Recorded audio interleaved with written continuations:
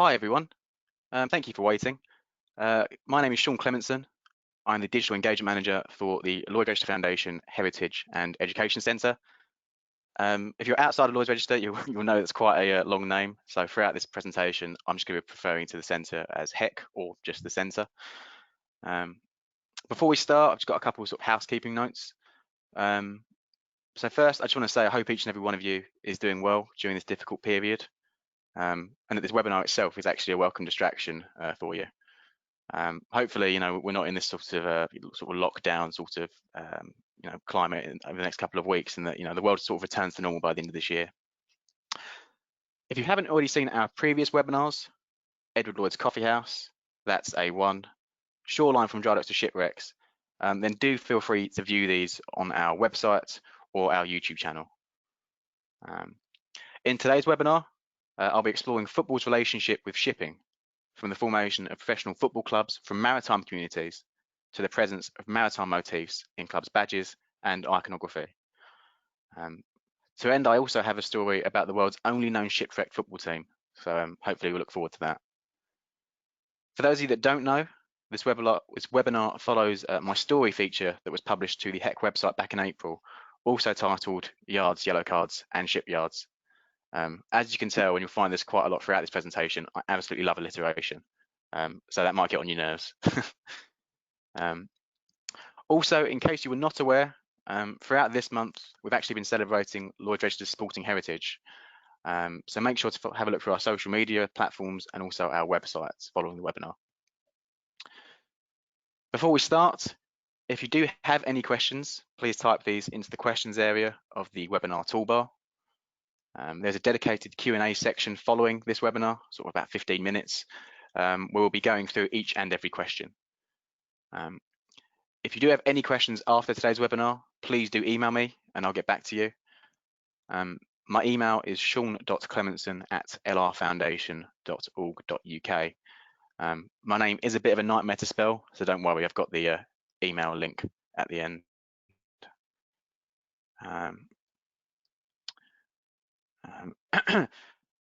As the team is actually still working remotely, you may hear the odd sound of a postman or a dog walking past. So if you do hear some just odd sounds, just it's the way of the modern world. And finally, this webinar is being recorded. So if you do have to drop out or don't even know of someone that couldn't attend, the full webinar will be made available on our website and also our YouTube channel. Finally, following today's event, we'll also be sending out a feedback survey. So if you have any comments, any recommendations, please do fill this out. Okay, so now we're warmed up and ready. Let's dive in.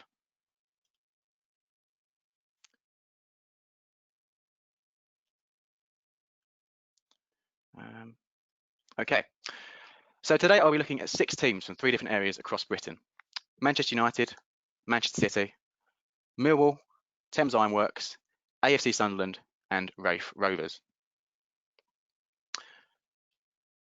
So we're going to start off in Manchester.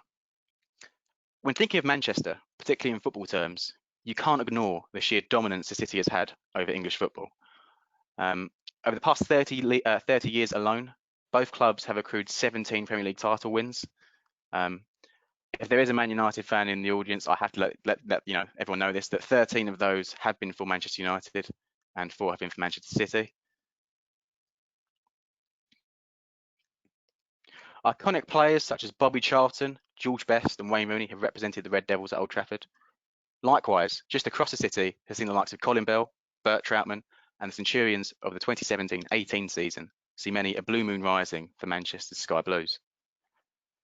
But you're probably wondering what a city and two teams that are 30 odd miles inland has to do with ships. I myself wondered this too. Well, the story begins with the Industrial Revolution, which saw Manchester become a powerhouse for manufacturing. In particular, its cotton industry was a sight to behold. At the city's cotton production peak in 1853, there were 108 different cotton mills in the city, garnering a nickname of Cottonopolis for the city of Manchester.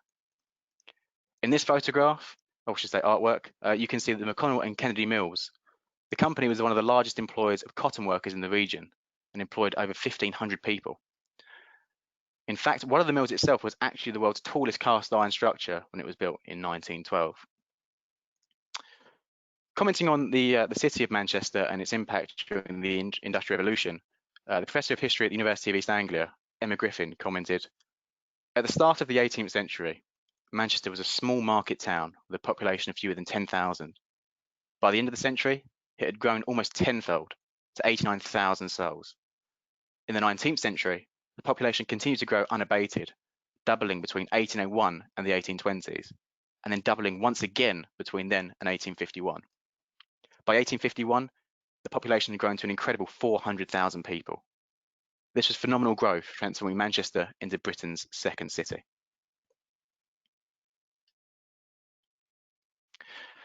However, by the 1880s, there were fears that the city itself could be heading towards a recession. One of the contributing factors to this was Manchester's loss of export business to Liverpool.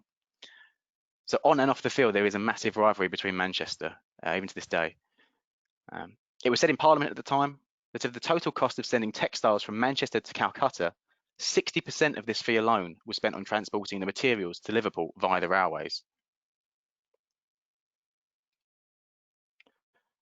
To put this into perspective, the distance between Manchester and Liverpool is about 50 miles as the crow flies. In comparison, from Liverpool to Calcutta, this is over 8,000 miles.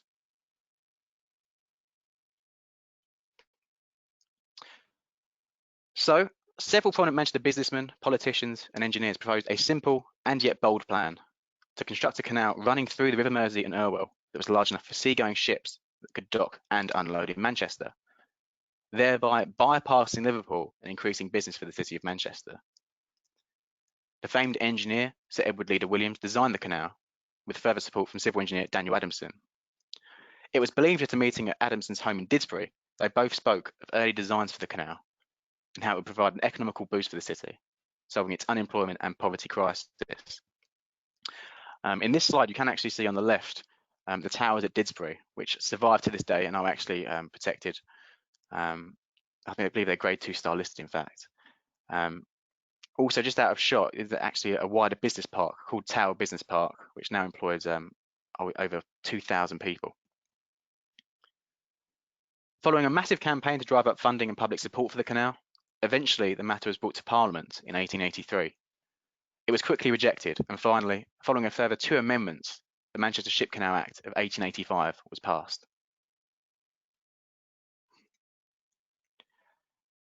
Here is in fact one of the original plans that was submitted to Parliament when the 1885 Act was passed. Although you might not be able to see it in great sort of detail here, the sort of the depth variations, the locks, and also the proposed dockyards are all outlined throughout the plan. There is actually a high-resolution version of this available online, so if you do want to seek this out, I'd highly recommend looking at it.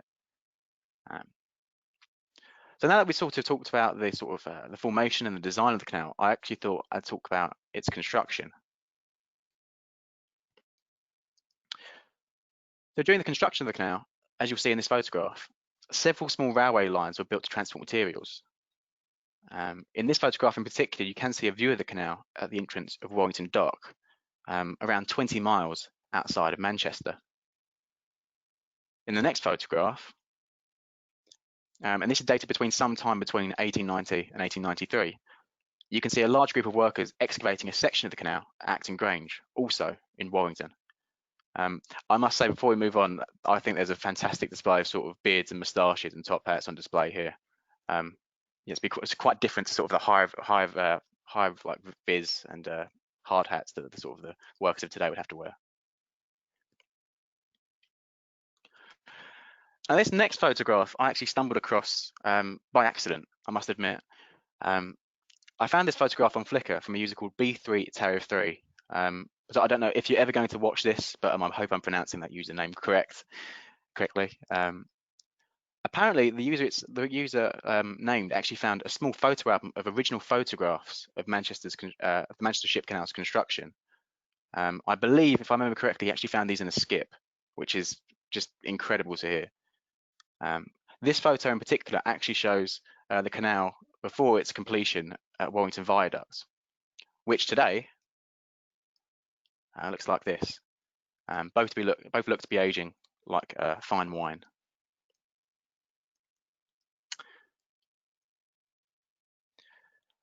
So as we look to sort of the opening of the canal, I just thought I'd highlight some of the key facts about its construction. So if these do come up in a pub quiz, you guys owe me. Around 17,000 labourers, who are nicknamed navvies, worked in the canal. 180 locomotives and 6,000 trucks and wagons were used to transport materials along the canal during its construction.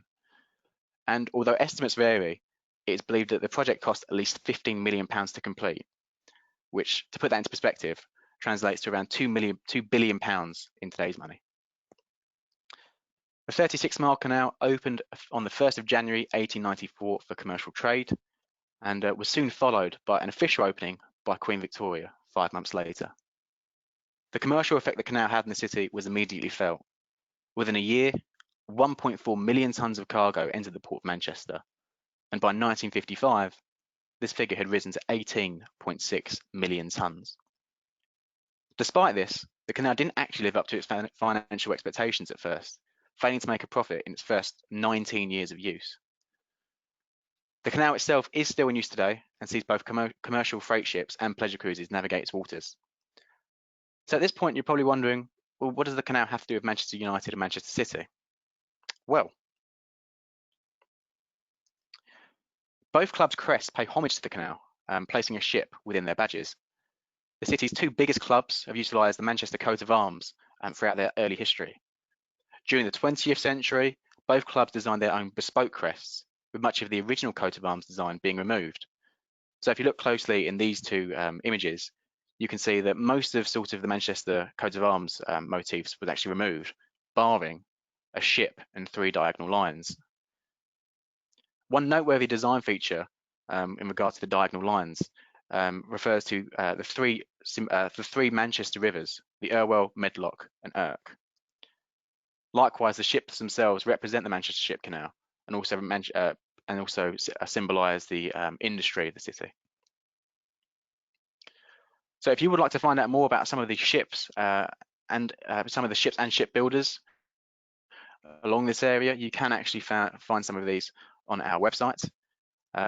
So here I picked out a survey report from our digitised ship plan survey report collection for the Steel Steamer Minnie, which is dated the 17th of August 1895. So this document is actually just over a year and a half after the canal was opened, and Minnie herself was owned by the Manchester Ship Canal Company. So now that we've completed our Manchester section, we're going to move south to London.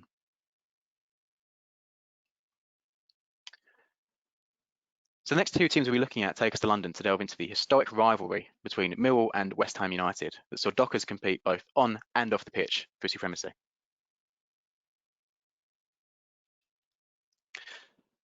Millwall FC were a club founded in 1885 and were first formed in the Isle of Dogs in London's East End. Back then, the team were named Millwall Rovers and were made up of workers, many of them Scottish, from J.T. Morton's, a confectionery, canning and preserve company that provided food supplies to ships. Morton's was first founded in Aberdeen in 1849, and due to the success of the canneries, opened its first English-based cannery in Millwall in 1872. So in this photograph here, it's believed to be dated around the year 1900. You can see the tinsmiths hard at work in the cannery. In the next slide, I also managed to find a jar of bloated fish paste, which is also made by Morton's. I don't know about you, but in today's world, I really wish that all like supermarket products had this sort of design. I think it's absolutely fantastic. It's sort of the kind of design you'd see on people's mantelpieces today. If you look closely at the label at the bottom, you can see it says factories at Millwall, Lowestoft and Aberdeen. Thankfully, Morton's continued to prosper and actually built another cannery in Lowestoft following the opening of the Millwall cannery.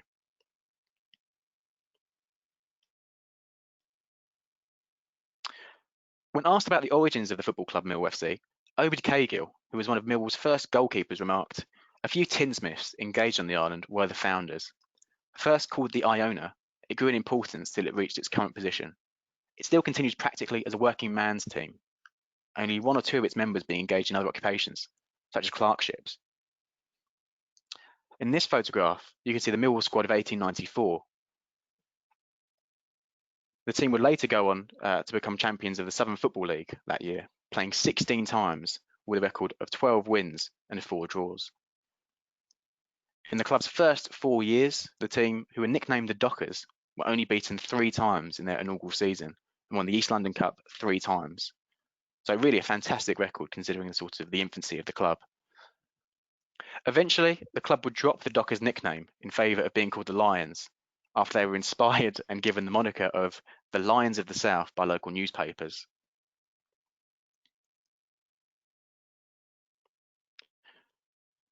Only 10 years after the formation of Millwall Football Club, a group of workers from the nearby Thames Ironworks and Shipbuilding Company created a works football team, Thames Ironworks Football Club. Thames Ironworks built a number of ships, such as HMS Warrior, the world's first all-iron warship completed in 1860. The company also provided ironwork for a number of major projects, including the construction of Westminster Bridge and Isambard Kingdom Brunel's Royal Albert Bridge.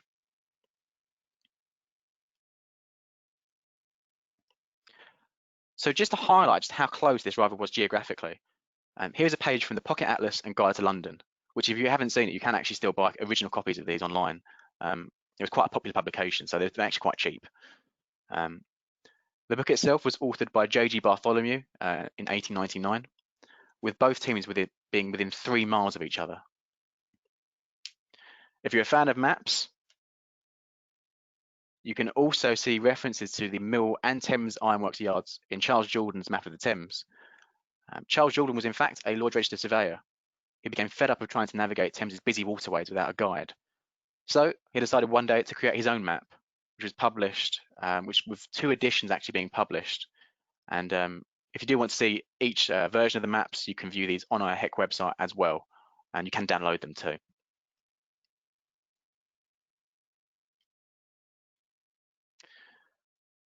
So initially, the rivalry was rather well mannered between the 2 clubs. Off the football pitch, dockers and shipbuilders were competing for the same contracts and were continuing to employ larger workforces to supply demand. As a result, this led to increased attendances at games. Famously, in the first competitive fixture between Millwall and Thames Ironworks in the FA Cup in 1899, it was estimated over 15,000 people attended. So quickly, both teams really had quite a following. This game in particular finished with Millwall the victors, following a close 2-1 result. This photograph here is actually a scan of one of the original programmes for that game. Within the game, Millwall's goal scorers included Scotsman Hugh Goldie and Herbert Banks. Over the course of the next 2 decades, both Millwall and Thames Ironworks Football Club, who would later be disbanded and reformed as West Ham United, would have varying degrees of success. At the turn of the century, each team moved to larger playing fields. West Ham moved from the Thames Ironworks Memorial Grounds to Upton Park in 1904, and 6 years later, in 1910, Millwall moved from its original playing fields on the Isle of Dogs to the Old Den in New Cross, South London. On the 17th of September 1906, a game in the Western League of the football pyramid would highlight the heightened tension between the 2 clubs. The East Ham Echo reported, from the very first kick of the ball, it was seen likely to be some trouble. But the storm burst when Dean and Jarvis, who were 2 players, came into collision. This aroused considerable excitement among the spectators, and this next line is one of the funniest things I think I've ever read. The crowds on the bank, having caught the fever, free fights were plentiful. So it was absolute pandemonium in the ground at the time. The animosity between the 2 teams is believed to have worsened following the general strike of 1926. It was rumoured that during the strike that Newham's Royal Dockyard workers, the majority of which were West Ham supporters, refused to work until wage increases and better working standards were implemented. In contrast, it was believed that the Millwall yards continued to work, depicting the sheer absence of solidarity between both sets of dockers. However, I must say, and there is an asterisk aside this story, these claims have never been proven, and the word of this story merely remains a folklore between both fan bases. If you're not really following football today, the rivalry is still rampant, and it does demonstrate how time doesn't heal all wounds.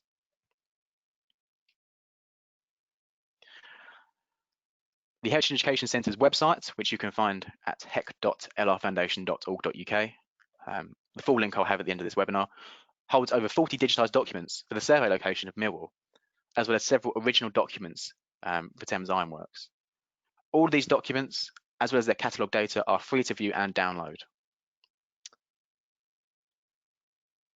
So following London, we are going to move back up north to Wearside to have a look at AFC Sunderland.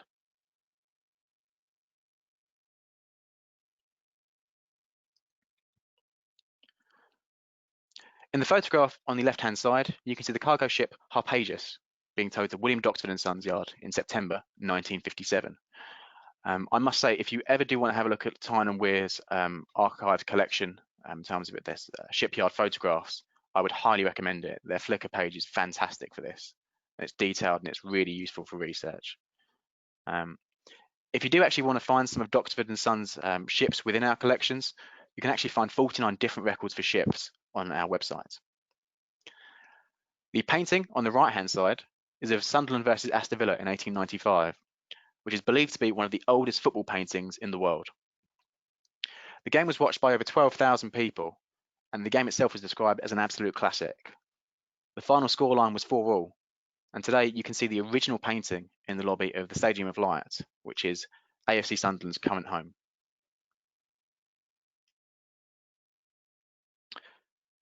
Sunderland has an incredibly rich history when it comes to shipping. The city's first shipyard dates back to 1346 and has seen over 400 different shipyards based there. Similar to Manchester, the Industrial Revolution massively expanded Sunderland's iron and steel production, and also its limestone quarrying. This prompted a generation of new shipbuilders to emerge. Between 1846 and 1854, over a third of all ships built in the UK were built on Wearside.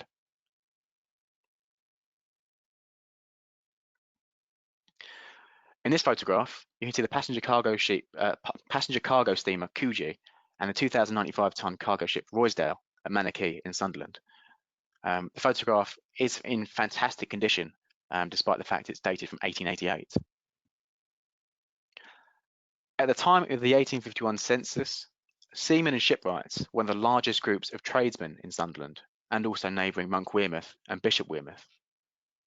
In total, out of the area's 63,897 residents, 3,060 were sailors, whereas shipwrights represented 2,025. As a result, almost 8% of the entire area's workforce were directly working on a ship, with much of the larger figure manufacturing boilers, iron and steel for use across shipyards and export businesses. So this really was a hub for shipping.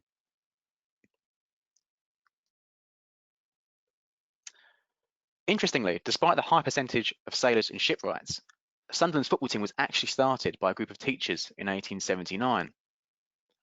The formation of AFC Sunderland, as we know it today, was officially announced in the Sunderland Daily Echo and Shipping Gazette, which was dated the 27th of September, 1880. Sandwiched between two articles about a strike at Herington Colliery and the results of a local Blythe band contest, sat a small paragraph announcing the Sunderland and District Teachers Football Club's creation. Now, the screenshot I've got on the slide at the moment is sort of pixelated, so if you cannot read this, don't worry, I've got you covered. The article itself reads, Sunderland and District Teachers Football Club. The teachers of Sunderland and District have formed a football club, and the office bearers have been appointed as follows. Captain and Treasurer, Mr. Singleton. Vice Captain, Mr. Allen. Secretary, Mr. Elliott.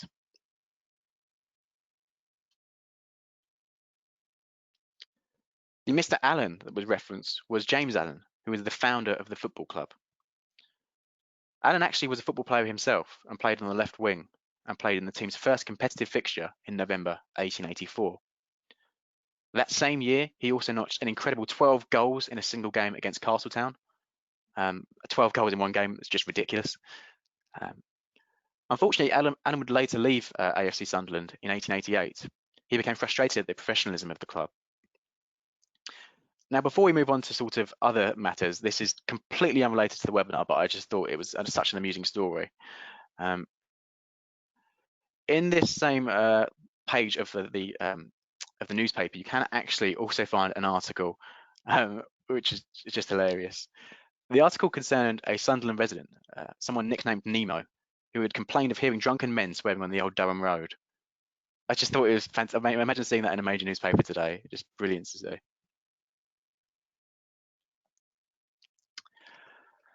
So the relationship between Sunderland and Wearside Shipbuilding is also evident in the club's original badge.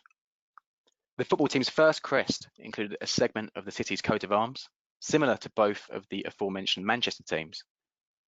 Sunderland's badge, shown here, shows a black cat representing one of the team's other nicknames of the Black Cats. You can also see a ship at the top of the icon, highlighting the crucial role shipbuilding had on the city's development. The crest is believed to have been designed shortly after the club changed their name from Sunderland and District Teachers Football Club to AFC Sunderland. The name change was short-lived and was brought about so that the club could be more inclusive. Speaking of nicknames,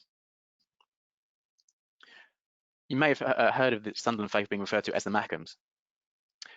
So the importance of shipbuilding and AFC Sunderland is still prevalent today. The team's nickname, the Mackems, refers to a running joke devised by rival Newcastle supporters. The Newcastle supporters, commonly known as Geordies, would tease Sunderland fans with the term "make 'em and take 'em," referencing how ships were built in Sunderland and then taken to Newcastle to be outfitted. Indeed, historically, the jibe was partially correct. Between 1888 and 1913, 22% of all ships that were built in Sunderland were made for export. But this was the great thing about Sunderland fans. Rather than being the butt of the joke, they welcomed it, and today they are still known as the Mackems.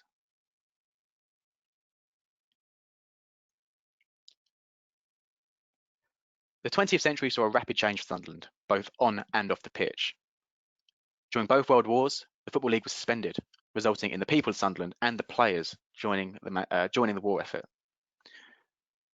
Throughout both World Wars, the reliance upon naval and cargo ship construction saw women being hired at shipyards for the first time, and following the war, ship production saw a massive decline on Wearside. Nationalisation soon followed in 1977, and 11 years later, the last shipbuilder in the region, North East Shipbuilders, closed its yard. It was the end of an era for Sunderland shipbuilders. This photograph, which you can see on the presentation slide at the moment, actually looks north over Monk Wearmouth and Roker.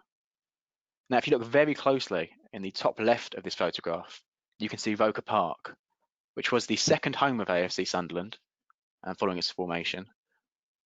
Roker Park itself was actually the home of AFC Sunderland from 1898 to 1997. And following 1997, they moved to the Stadium of Light.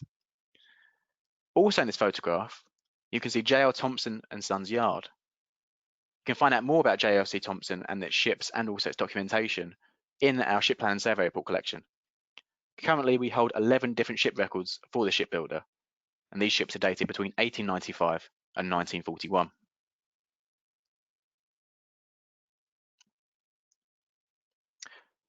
Since 1879, AFC Sunderland have won the league title 6 times and the FA Cup twice. Remarkably, in only their second season in the Football League in 1891-92 season, Sunderland were champions, having been 5 points clear of Preston North End in second. That season, they were also unbeaten at home.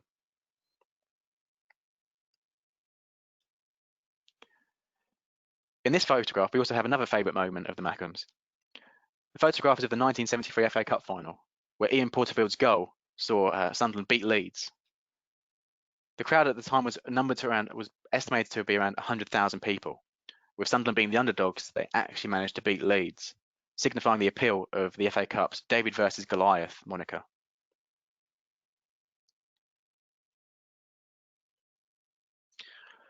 If you would like to find out more about the Port of Sunderland within our digitised collections, we have over 5,700 documents for the Sunderland Survey Office.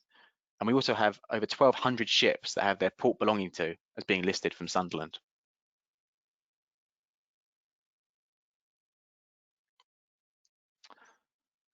Unfortunately, as I mentioned earlier, I really didn't have enough time to include several other teams in this webinar. My research found a wide selection of domestic and also international teams, such as Rangers, Plymouth, Maritimo in Portugal, and Genoa in Italy.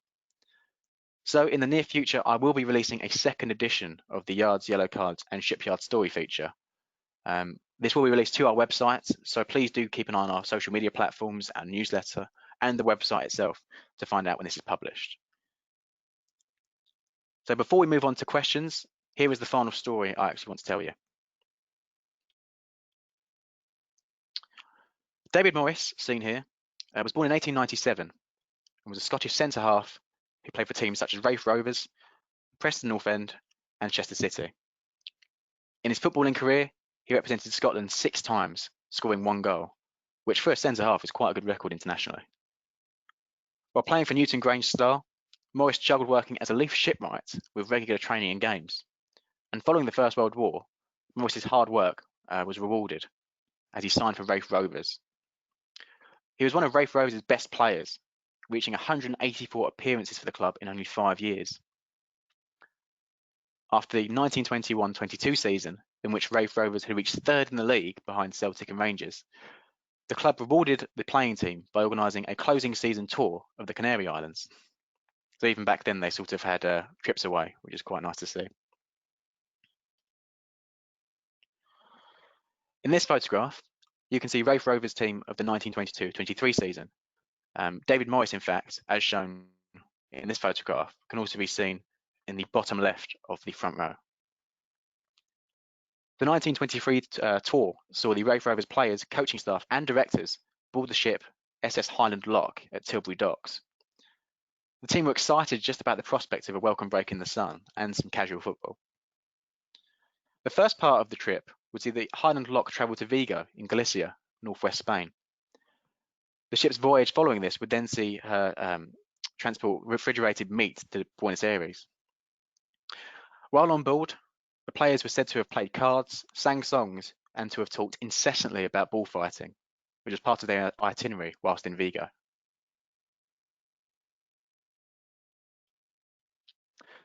What soon followed immortalised the Raith Rovers team as the only ever football team to be shipwrecked. Although there is no exact timeline of events for the incident, we do know that Highland Loch ran aground off of Galicia at 6:30 in the morning. Morris and some of his teammates awoke and quickly organised a safe passage of the women and children aboard in the ship's lifeboats. I say some teammates, as it is believed that Alex James, who was Raith Rovers' creative midfielder at the time, refused to believe the ship had run aground and decided to remain in the bath. He complained that there was not enough noise for the ship to have run aground and thought it was a practical joke. Raith Rovers' striker at the time, a gentleman called Tom Jennings, described the event, saying, "There was a tremendous smash, and being good Scotsmen, we went below to gather our money before getting off the ship. Most of us were in pyjamas when we scrambled down the rope ladders." Thankfully, all of the team survived and eventually reached Vigo after being assisted by local fishermen. Remarkably, Highland Loch also survived, having been refloated and towed, and despite suffering severe damage to her forepeak and bulkheads. One report said that her forepeak damage measured 16 yards, so it was quite a lot of damage. The team managed to recover all of their equipment and resume the tour, embarking on a P&O ship bound for the Canary Islands. And if you were wondering how the team fared on the tour, I actually did some research and found that they were unbeaten and won all 6 games. So it really didn't affect them whatsoever.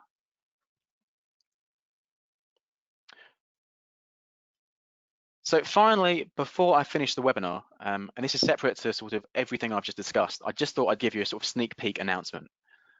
So as of last week, we have just uploaded a further 44,862 documents relating to our ship plan and survey report collection to our website. Over the coming days, we'll be releasing sort of information packs about the upload, including a port of survey locations list, ships included in the upload, and also just a range of interesting stories and documents within the collection. So do keep an eye out on our social media and newsletter to find out more. So that is the end of my webinar section. By all means, if you do have any questions, please do type these in the questions bar, and I'll try my best to respond.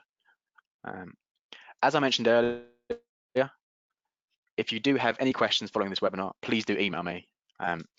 In this slide, you can see obviously my email at the bottom, but also the URLs and links to our social media channels, Twitter, Instagram, and Facebook, our website, where all of our digitized documents and research resources lie, and also our YouTube channel, where you can watch all of our previous webinars, as well as all of our video content.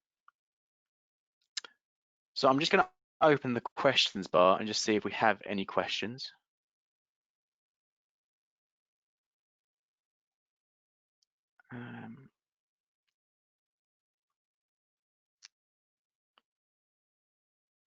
Let's just have a look at that. There we go. Right. Okay. Well, I can see some questions now. Apologies, I had some technical difficulties. What is the commercial cargo ship? What do commercial cargo ships carry on the Manchester Ship Canal today? Well, throughout my research, there was a number of different industries that still use the canal. For instance, Tesco actually were last using the canal, I think, in the early 2010s to transport wine, and also a number of different car manufacturers were actually choosing to ignore the motorways and use the canal because it was cheaper to transport a lot of their cars to sort of showrooms. Let's have a look at another one. What happened to the Highland Lock after it was refloated? So the Highland Lock, after it was refloated, actually, and I alluded to this a bit during the presentation, it continued on voyages to Buenos Aires once it had been repaired. It was actually quite famous for transporting families that were fleeing Europe after the First World War. And if I remember correctly, I believe she made over a further 20 voyages to Buenos Aires following her grounding on the international tour.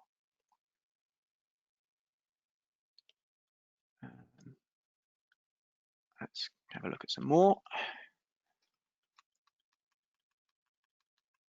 The joys of technology, it just keeps freezing. All right. Okay.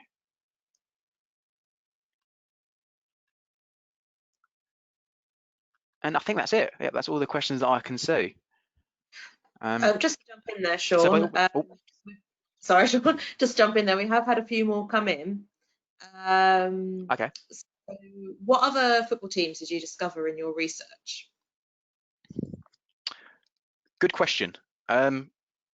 So off the top of my head, a couple of the teams that I found were Plymouth Argyle, Clydebank, Fall River, which was a small shipbuilding team in the United States. Rangers had quite a large shipbuilding contingent. Harland and Wolff Welders had their own football team called Harland and Wolff Welders. They, didn't want to reinvent the wheel. So yeah, that's off the top of my head that I can remember. Great. Another one's come in that says, why did James Allen leave Sunderland? So James Allen, who I mentioned earlier, he was the founder of AFC Sunderland. I mentioned it briefly, but he left due to the club becoming too professional, apparently. Allegedly, he just grew tired of the club becoming too commercial and actually left the club to form Sunderland Albion, which was a direct rival to Sunderland. Unfortunately, if you ask about most Sunderland fans about the club today, they'll say it was a bit of a joke, as the club was short-lived and only really lasted for 4 years before being dissolved. And the final one that's come in, you mentioned about sporting content being available in July. What does this cover? Yes, so it's been a busy month, July.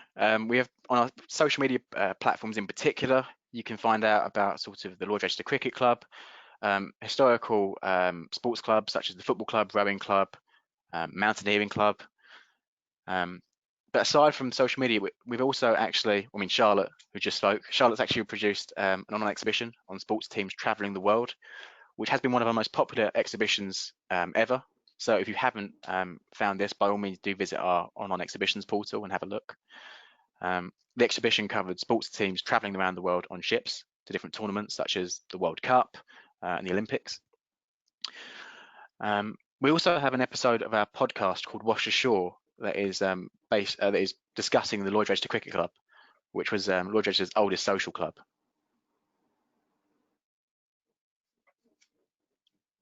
So yeah, that's off the top of my head. I think that's pretty much everything in regards to sporting content. I may have forgotten something, but yeah, that's what springs to mind. There we go. Well, just visit our website and follow our social media pages to find. There you go. Yeah, so that's all the questions I've seen that have come in, Sean. Okay, perfect. Well, thank you all very much for listening. By all means, if you do have any feedback, please do fill out our survey. And if you do have any questions following the webinar, please email me, sean.clementson@lrfoundation.org.uk. And as I said, please stay in touch.